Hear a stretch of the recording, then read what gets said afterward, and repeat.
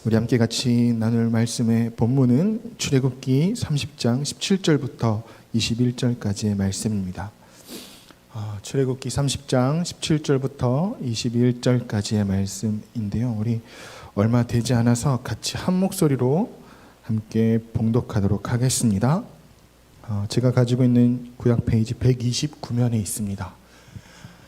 네, 우리 함께 같이 봉독하도록 하겠습니다. 시작.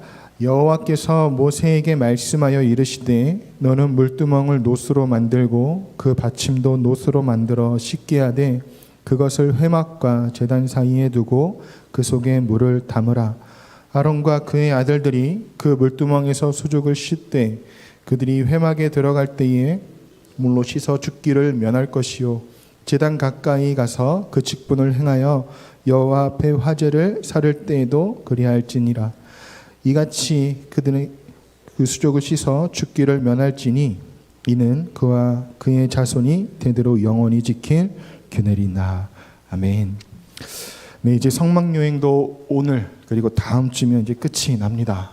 우리가 여지껏 함께 달려왔던 이 성막이라고 하는 이 모든 것이 신약에서는 오실 예수님, 오실 예수님 메시아를 가리키고 있다고 말씀드렸고, 오늘날에는 오신 예수님에 대한 이야기를 우리가 같이 함께 보았다고 말씀을 드렸어요. 그래서 우선 지난 시간까지 성막 안에서부터 이제 성소를 시작해서 성막 뜰까지 차례차례 지금 살펴보고 있는데요. 이 모든 것이 예표하고 있는 것은 신약에 오실 예수님, 오늘날로 본다면 아까 말씀드렸듯이 오신 예수님을 가리킨다라고 말씀을 드릴 수 있겠습니다. 오늘은 이제 성막의 뜰, 마당이라고 불리우는 그 자리에 놓인 성막 기구 중에 물두멍에 대해서 같이 함께 좀 알아보고 이것이 우리에게 주는 교훈이 무엇인지를 함께 살펴보도록 하겠습니다. 우선 성막의 동문을 통과하게 되면 우리 사진을 같이 함께 좀 보시면서 함께 보실까요? 성막의 동문이라고 한다면 아까 저 성막문이죠. 저 성막문을 통과하고 나면 제일 먼저 만나는 것이 뭐냐면요. 지난번에 성성민 목사님께서 설교해 주셨던 번제단이 가장 먼저 성막문을 지나게 되면 만나는 것이 저 번제단입니다. 그리고 저 번제단에 대속자의 죽음을 묘사하여 피 흘려지는 곳이 바로 저 번제단인데 그 번제단을 지나고 난 그 다음으로 만나는 곳이 어디냐면요. 바로 저 성소와 번제단 사이에 혹시 보이시나요? 좀 작아서 잘 안 보이시죠? 사람 둘이 있는데 이 물두멍이 있게 만나게 됩니다. 그래서 이 물두멍이 오늘 우리가 함께 살펴볼 건데요. 보시게 되면 이 물두멍 이 자체가 성경에서 본문에서 보시면 아시겠지만 크게 어떤 디테일한 부분을 설명하거나 그러고 있지는 않아요. 물론 그 이야기는 이제 뒤에 가서 같이 함께 좀 나눌 텐데 오늘 본문 18절에서는요. 물두멍을 만들라고 하나님께서 모세에게 말씀을 하셨는데 무엇으로 만들라고 말씀하시냐면요. 노스로 만들라라고 말씀을 하고 계신 것을 보게 됩니다. 그래서 하나님의 명령을 따라 성막 기구를 제작하는 그 시기에 보게 되면 출애굽기 우리가 읽지는 않았지만 38장 8절의 말씀을 같이 함께 좀 찾아볼까요? 출애굽기 38장 8절의 말씀을 보시게 되면 이렇게 말씀을 하고 있습니다. 보시면 그가 노스로 물두멍을 만들고 그 받침도 노스로 하였으니 곧 회막문에서 수종드는 여인들의 거울로 만들었더라. 이렇게 이야기를 하고 있습니다.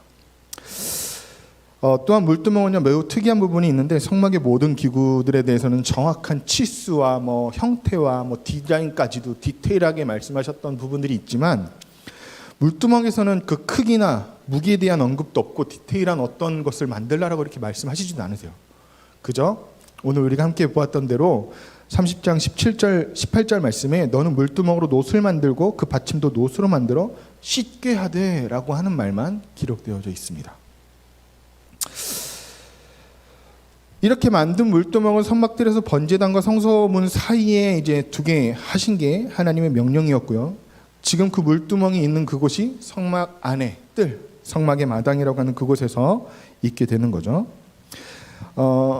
이 성막의 울타리를 따라 이제 동편의 유일한 성막문을 통해 입장을 하고 난 뒤에는요 번제단과 물두멍을 만나는 곳이 성막 안뜰 그리고 그 번제단과 물두멍을 지난 후에야 비로소 들어갈 수 있는 곳이 아까 우리가 처음 해보았던 그 사진 그 지성소라고는 내성소와 지성소가 함께 있는 저 성소가 되겠습니다.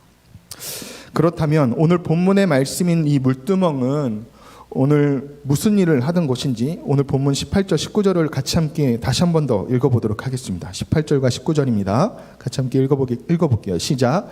너는 물두멍을 노수로 만들고 그 받침도 노수로 만들어 씻게 하되 그것을 회막과 제단 사이에 두고 그 속에 물을 담으라. 그 아론과 그의 아들들이 그 두멍에서 수족을 씻되. 아멘. 이 말씀에 따라 보게 되면 물두멍의 기본적인 용도는요, 제사장이 수족을 씻는 데 있는 것을 알 수 있습니다. 다시 말해서 더러워진 손, 더러워진 발을 깨끗하게 씻는 것이 바로 이 물두멍의 자리라는 거예요. 그런데 왜 하나님은 이 물두멍을 통해서 그들의 손과 발을 씻으라고 말씀하셨을까요? 이에 대해서는 두 가지를 생각해 볼 수 있는데, 첫 번째는 번제단에서 희생제사를 인도하면서 묻었을지 모르는 짐승의 피와 더러운 오염물들, 그리고 광야 생활을 하면서 묻었을 모래먼지들과 같은 것들을 깨끗하게 씻어서 정결하게 하기 위함이었다라는 겁니다. 오늘 본문 18절 20절 말씀에 보시게 되면 그들이 회막에 들어갈 때 물로 씻어 죽기를 면할 것이요 제단 가까이 가서 그 직분을 행하여 여호와 앞에 화제를 사를 때에도 그리할지라, 이렇게 말씀하시는 것을 볼 때에 그리하다라는 거예요. 두 번째로 물두멍에서 이와 같이 정결 의식을 행함으로써 하나님께 나아가는 자는 거룩하고 정결한 마음으로 나아가야 함을 알게 하기 위함이었다라는 겁니다.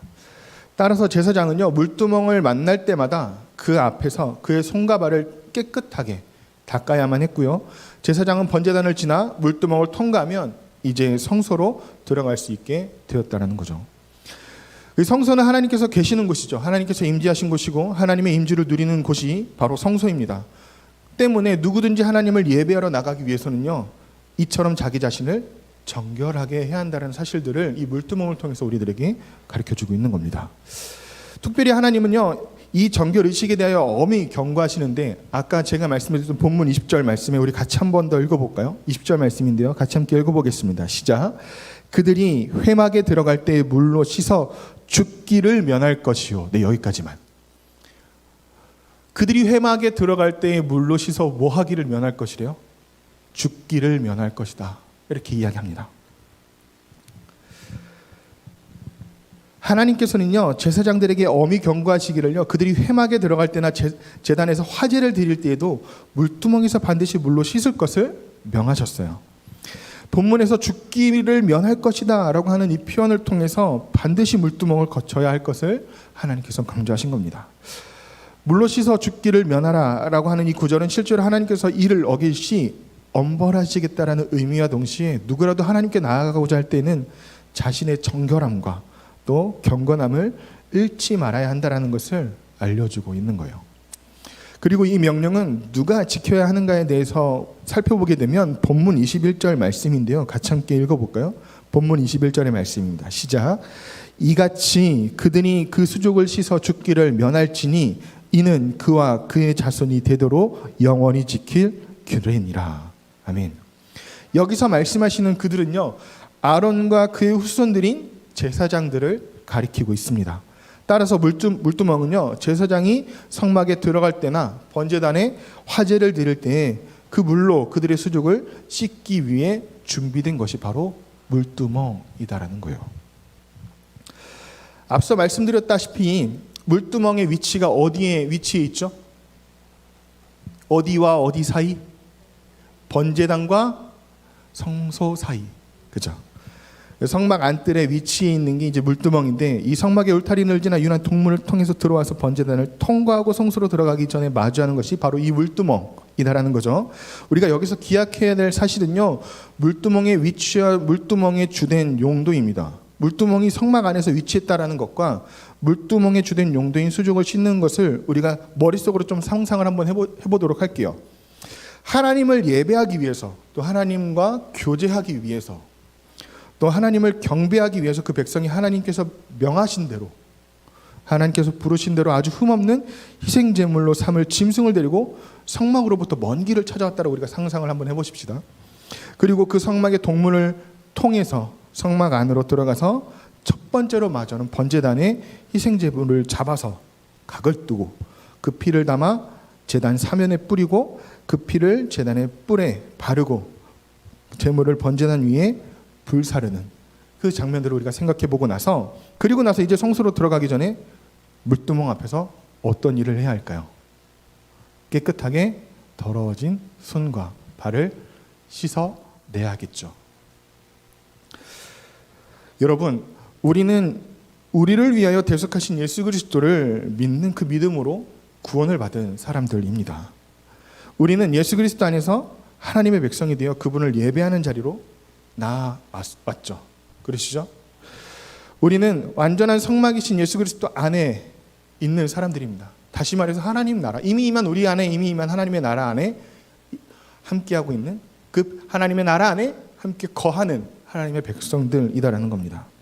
이게 성막 밖이 아니라요, 성막 안에 이미 우리는 들어와 있다라는 거죠. 유일한 문을 통해서 성막에 들어와서 완전한 희생 제물로 자기 자신을 드리신 예수 그리스도를 믿는 그 믿음으로 번제단을 마주했습니다.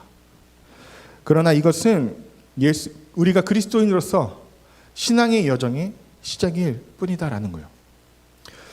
구원은 십자가에서 시작되는 것이 분명하지만 거기서 끝이 아니다라는 거예요.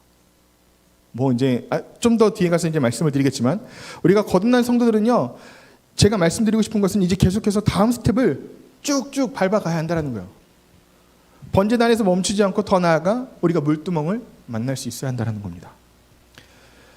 그렇다면 물두멍이 우리에게 주는 교훈이 무엇인지 살펴보기 위해서는 세 가지를 말씀을 드릴 텐데요. 첫 번째로 여러분의 자신의 죄성을 발견해야 된다는 거예요. 내 안에 있는 죄성들을 발견해내야 된다는 거예요. 아까 우리가 함께 보았던 출애굽기 38장 8절 말씀에 보게 되면 무엇으로 이 물두멍을 만들었다라고 얘기했죠? 어떤 거로요? 우리 주황색 글자만 같이 함께 한번 더 읽어볼까요? 시작. 회막문에서 수종드는 여인의 거울.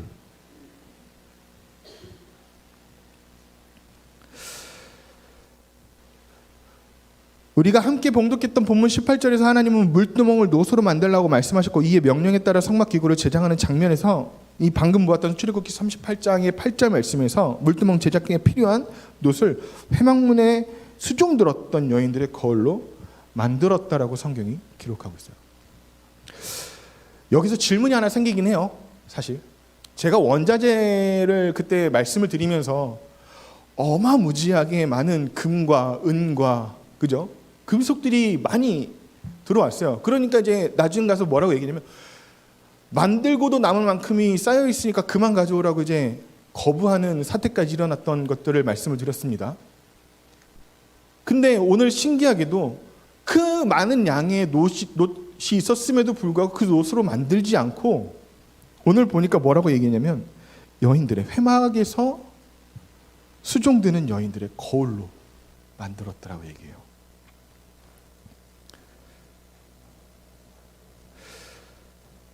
이것은요, 이 수종드는 여인들의 놋거울로 만든 거에 대한 것은요, 분명한 의도가 있다는 점이에요.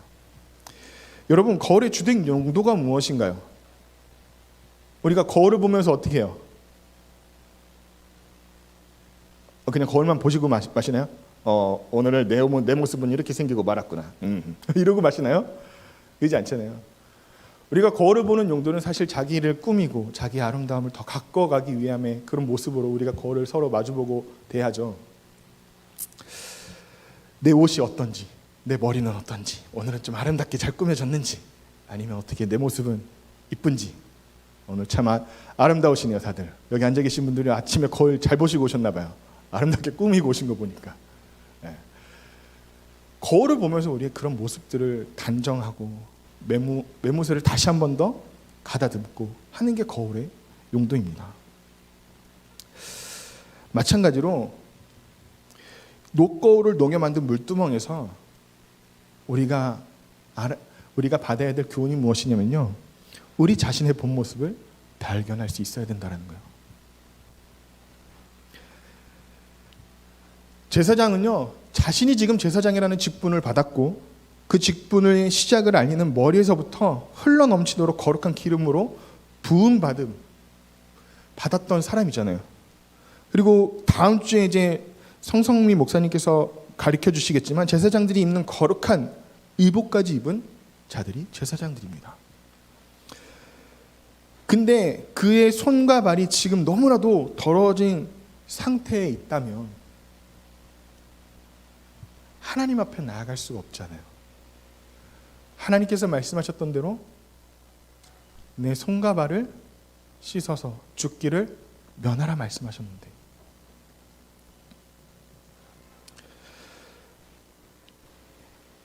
제사장은요 잡은 짐승의 제물로 드리는 과정에서 피도 많이 묻었을 거고, 또 여러 불결한 것들도 묻었을 거고, 광야에서 불어오는 흙먼지도 그들의 손과 발에 묻었을 거예요. 그래서 하나님의 충만하신 임재가 있는 그 성소에 나가기 전에 또한 하나님이 기뻐 받으실 그 화제를 드리기 전에 물두멍에서 이처럼 그의 손과 발을 깨끗하게 닦아내야 하는 이유가 있다는 거예요. 마찬가지로 여러분, 우리 속에 여전히 활개치고 있는 우리의 죄성을 우리는 발견해야 해요.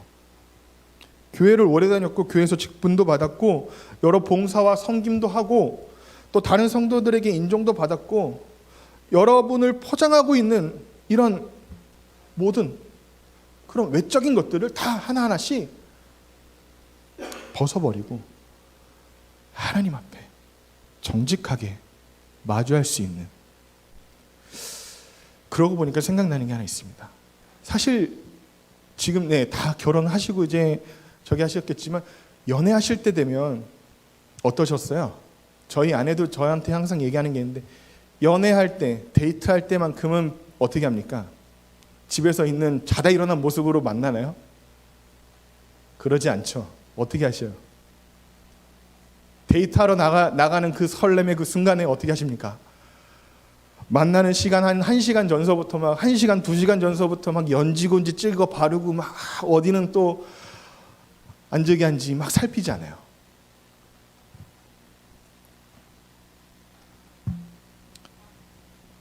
마찬가지로 우리가 하나님 앞에 나아갈 때는요, 우리에 있는 모습 그대로를 마주해야 해요.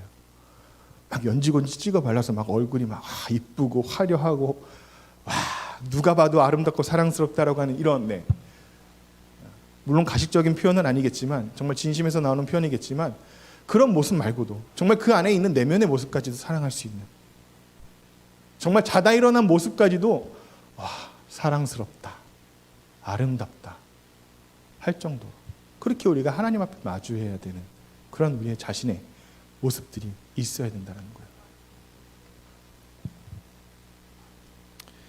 우리가 이런저런 타이틀 속에서 아주 깊이 숨어있는 우리의 자신을 철저히 발견할 수 있길 바라요. 죄인된 우리의 모습들을 발견할 수 있길 바라요. 그래서 우리의 죄된 모습을 그대로 하나님 앞에 우리가 고백하며 인정하며 나아갈 수 있는 그러한 모습들이 저와 여러분들에게 있길 바라겠습니다. 그렇게 내 속에서 이제 더러운 이러한 모습들을 발견을 했다고 한다면, 두 번째로 우리의 죄로부터 우리가 돌이켜야 한다라는 거예요. 하나님께서 제사장들로 하여금 물로 씻게 하라 말씀하신 이 말씀의 명령은요, 물로 씻는 이 행위가 곧 회개를 상징하는데, 이것은 더러운 죄를 씻어내고 깨끗함을 받아내는 거죠. 여러분, 회심과 회개를 다들 아시죠? 이거에 대한 차이도 잘 아시나요? 회심은 회개보다는 좀 더 포괄적인 의미를 가졌지만, 그래서 회심이라고 하는 것은 구원에 이르는 회개로서 성도에게 이제 평소에 단 한 번에 일어나는 사건이 회심이고, 회개는 성화의 과정으로서 평생 지속적으로 일어나게 되는 것이 회개입니다. 우리가 앞서 살폈지만 번제단이 가르치는 것이 무엇이었습니까? 우리가 하나님 앞에서 죄의 비참함이 무엇인지를 우리가 깨닫고 그분 앞에서 내 죄의 삭시 요구된다라는 것, 그리고 희생제물의 대속적 죽음으로 하나님께서 나의 죄를 용서해 주셨다는 사실들을 우리는 이 번제단을 통해서 알 수 있게 되는 거죠. 따라서 완전한 희생제물로 자기 자신을 단번에 드리신 예수 그리스도를 믿는 자는 누구든지 그 어떤 죄를 지었든지 그가 얼마나 많은 죄를 지었든지 간에 그 모든 죄가 용서를 받는다라는 거예요. 근데 분명한 것은요, 의롭다라고 여김받은 성도라고 계속해서 성도, 다시 말씀드릴게요. 분명한 것은 의롭다고 역임을 받은 성도라도요, 계속해서 회개가 필요하다는 겁니다. 이게 무슨 말이냐면, 계속적으로 우리에게 회개가 일어나야 한다라고 한다는 이 말이 그리스도를 믿는 믿음으로 받는 의롭다라고 여김받은 이 칭의의 그 무언가가 불완전하다라는 건가?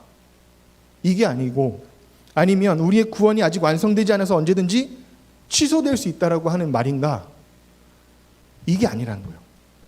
이게 아니고요, 결코 그렇지 않고요, 예수 그리스도를 믿어서 얻게 된 의는요 결코 취소되거나 번복되지 않고, 그러나 의롭다고 여김받은 성도는 이 땅에서 살아가면서 점점 더 죄와는 멀어져야 되고, 거룩을 향하여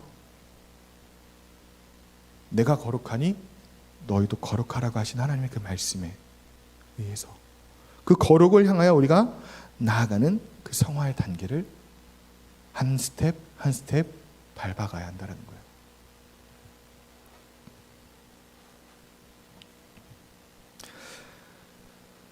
이것은요, 마치 사랑하는 부부가 서로 닮아가는 것처럼 사랑하는 신랑 예수님의 거룩한 성품을 우리가 닮아 간다라는 겁니다.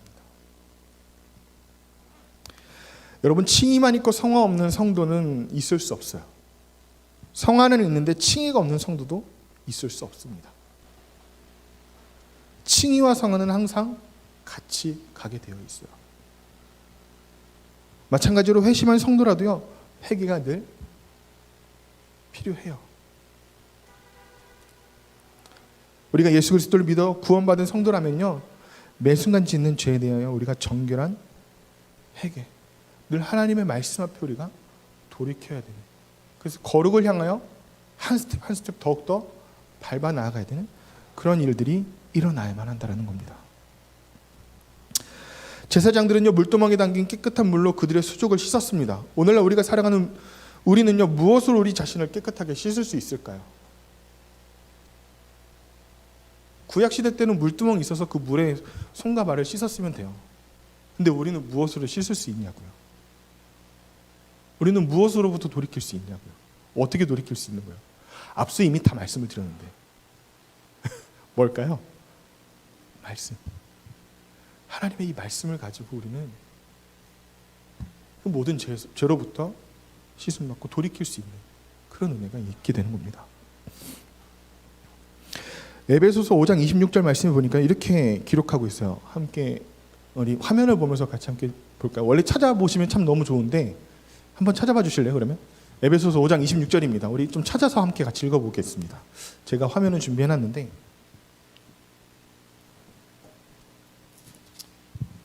에베소서 5장 26절 말씀입니다.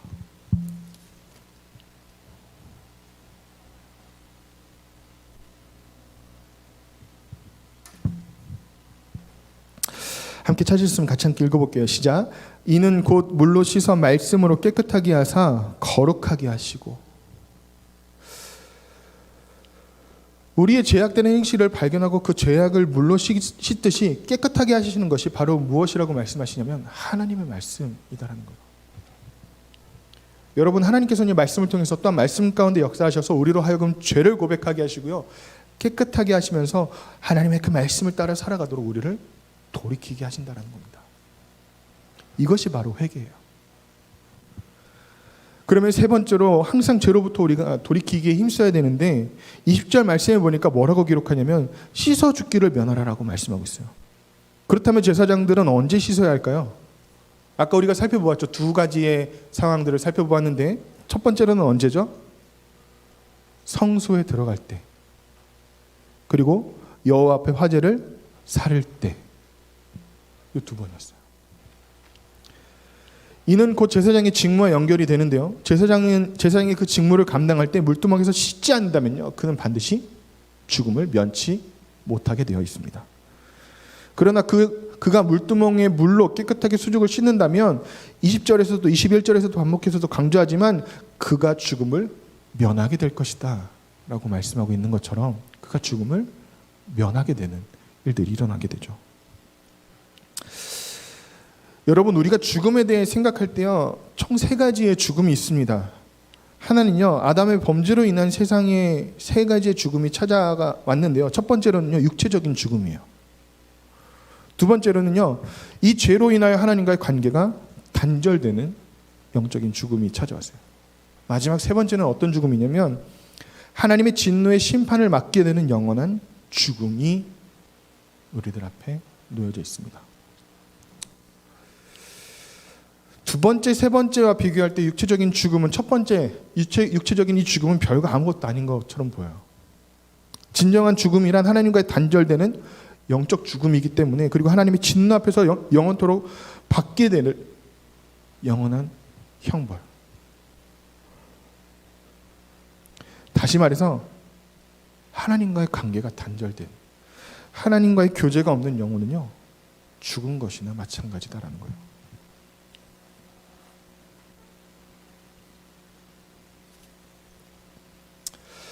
그런데 여러분, 우리는 과연 얼마나 하나님과의 교제에 힘쓰고 계신가요? 하나님의 그 말씀 앞에 열심히 살아내려고 얼마만큼 힘쓰고 계신가요? 하나님과의 교제 단절은 죽은 것과 같을 건데, 과연 우리는 하나님과의 친밀한 교제를 위해서 얼마나 자기 자신을 돌아보고 그 죄를 우리가 회개하며 힘쓰고 있느냐라는 말이에요. 반드시 기억하시길 바라요. 제사장이 물로 씻지 않는다면 그는 죽게 되어 있어요. 마찬가지로 성도가 말씀으로 돌이키지 않는다면요, 하나님과의 교제는 이루어지지 않습니다. 그가 예배 자리에 왔다가도, 기도의 자리에 앉았다가 하며 경건의 모양은 갖추고 있다고 할지라도요, 하나님과의 친밀한 교제는요, 오직 돌이키는 자에게 허락됩니다. 그래서 우리가 마태복음에 보셨을 때 주여 주여 하는 자마다 다 천국에 갈 수 없다라고 하시는 그 말들, 믿는 자 안에서도 일어날 수 있는 일이라니까요. 마지막으로 하나님의 자비를 우리가 믿으면서 죄로부터 돌이킬 수 있어야 하는 점입니다. 물두멍의 규경이나 치수, 이게 무게 등이 정확하게 언급되어져 있지 않잖아요. 이게 의미하는 게 사실 또 하나의 또 다른 의미가 있습니다. 성막 안에 있는 다른 기구들은 규격과 기타 자세한 사항들, 디테일하게 어마무지하게 어떻게 만들어라 이렇게 말씀을 하셨는데, 유일하게 이 노소로 만든 이 물두멍만큼만은 어떠한 무게도, 어떠한 형태도, 어떠한 디자인으로도 설명하지 않아요. 그냥 단순하게 노수로 만들어라, 수족을 씻는 물두멍을 만들어라, 이렇게 말씀하고 계시다라는 거예요.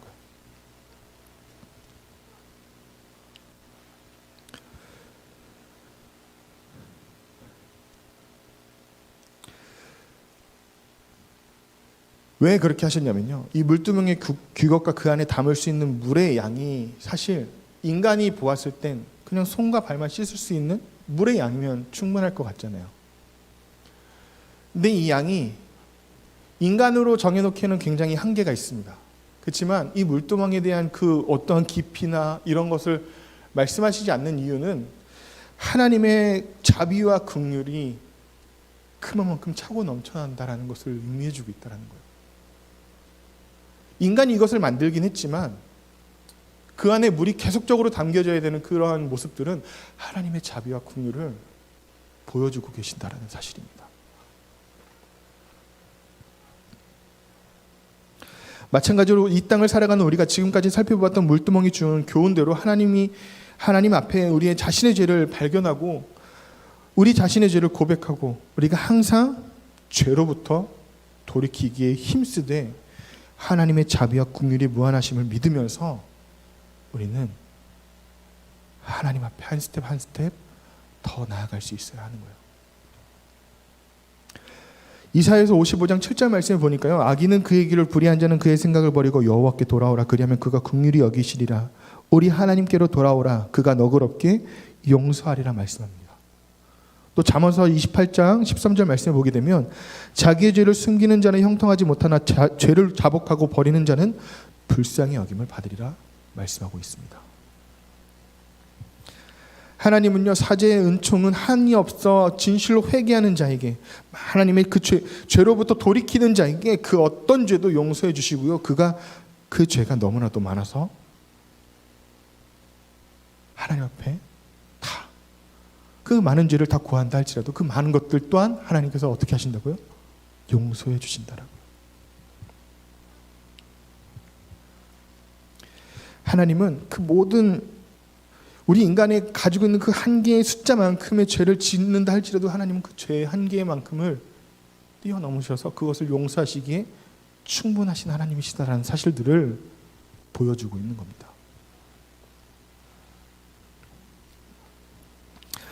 때문에 언제든 말씀 앞에 우리의 행실을 비추어 우리의 죄를 발견하고 하나님 앞에 나아가 그 자비와 긍휼을 의지하며 우리가 돌이킬 때 측량할 수 없고 무한하신 하나님의 그 은혜는 우리의 모든 죄를 용서해 주시고 말씀으로 살아가도록 인도해 주신다는 거예요.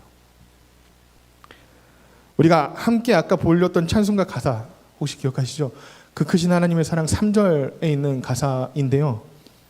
하늘을 두루마리 삼고 바다를 먹물 삼아도 한없는 하나님의 사랑 다 기록할 수 없겠네. 하나님의 크신 사랑 그 어찌 다 쓸까? 저 높이 쌓아도 채우지 못하리. 이 찬양의 가사의 고백이 저와 여러분의 고백이 되길 바랍니다. 말씀을 마치려고 합니다. 말씀을 정리하겠습니다. 우리가 이번 주간 지금 고난 주간을 지금 보내고 있어요. 우리가 이 고난 주간을 보내면서 오늘 우리 물두멍이 주는 교훈을 우리가 다시 한 번 더 기억하시길 바라요. 우리가 말씀 앞에 우리 자신을 비추어서 우리 자신을 포장한 그 모든 것들을 벗어버리시고 내 속에 깊이 숨어있는 죄성을 마주하고 그 죄의 자리 가운데서 돌이켜서 하나님 앞에 진실되게 나아갈 수 있는 저와 여러분들이 되시길 바랍니다. 그렇게 하나님과의 친밀한 교제를 위해 우리가 늘 그 정결함을 유지할 수 있도록, 그렇게 하나님과 그 관계가 끊어지지 않도록 그것을 유지할 수 있도록 우리가 힘쓸 수 있는 사람들이 되어줄 수 있기를 바라고, 또 하나님의 자비와 긍휼의 무한하심을 우리가 신뢰하면서 그 하나님 앞에 한 걸음 한 걸음 더 가까이 나아갈 수 있는 저와 여러분들이 되길 바랍니다. 이를 통해서 우리의 신랑 되시는 예수 그리스도의 거룩한 성품을 우리 모두가 닮아가고 삼위 하나님의 친밀한 교제가 더 깊어져 갈 수 있는 그런 저와 여러분들이 되길 주님의 이름으로 축복합니다.